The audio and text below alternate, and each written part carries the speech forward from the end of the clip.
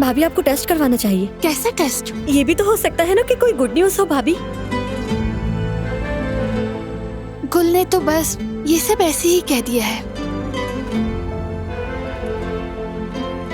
अब अगर नहीं कहा तो कभी नहीं बोल पाऊंगा।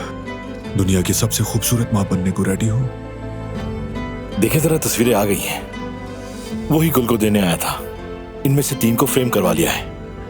अभी बहुत काम है अम्मी, कमरे में रख देती हूँ, बाद में देखेंगे।